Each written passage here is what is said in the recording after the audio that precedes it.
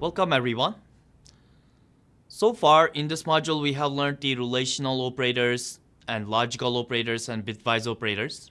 And for the logical and bitwise operators we have learned the logical and bitwise and we also have learned the logical or and bitwise or operators. And there is also another bitwise operator in Java. It's known as bitwise exclusive OR.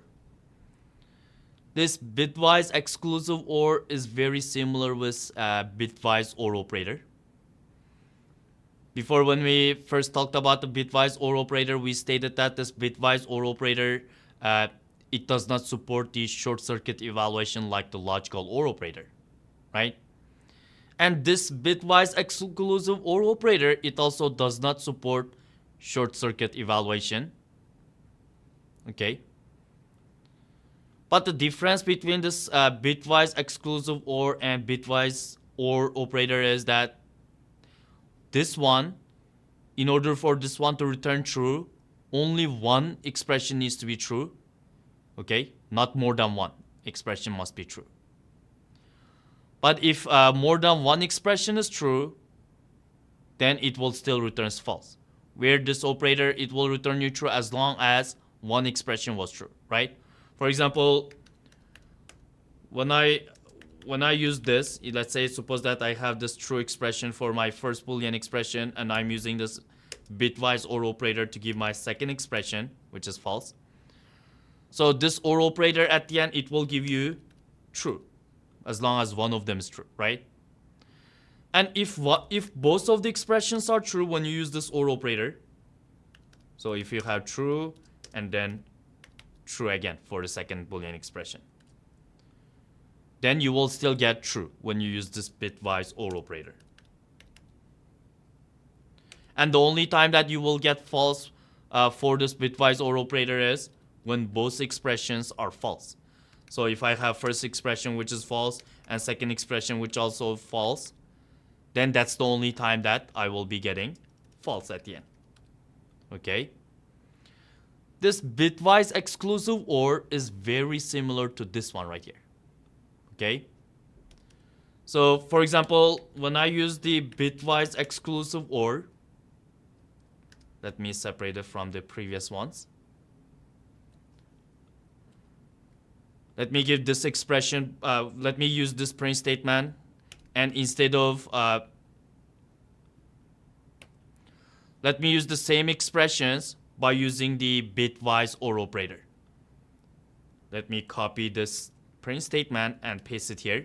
And instead of this bitwise OR, I'm going to give bitwise exclusive OR, which is this caret sign. Okay?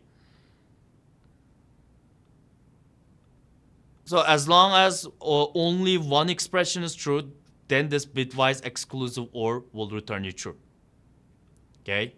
Remember, not more, not less than one expression needs to be true in order for bitwise exclusive OR to return true. So this one right here is true. Okay? But if I have more than one expressions are true when I use this bitwise exclusive OR, then it's going to return me false instead of true. Okay? So for example here, earlier when I used this bitwise OR operator for those two expressions, it was returning me true. But if I use the bitwise exclusive OR, now it's going to return me false. Okay? Because if more than one expression is true when you are using exclusive OR operator, that's the time that it will return false. You see? Now I end up getting false. And if both expressions are false, here's, let's say I have false and I also have false. Let's see what happens when I run this one. See, I also got false. This part is exactly same with the bitwise OR operator, right? So the difference between bitwise OR and exclusive OR is when both expressions are true in the bitwise OR operator, you will get true. Okay? But when it comes to exclusive OR, when both expressions are true, then you will get false. The evaluations are different in the in the bitwise OR operator and bitwise exclusive OR operators. Okay. So those operators are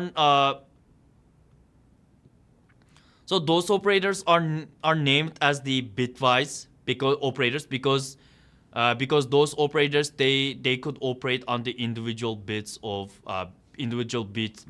the binary numbers, meaning that those operators you could also apply it to the numbers and it will operates the OR and the exclusive OR, those operations on the individual bits of the binary numbers.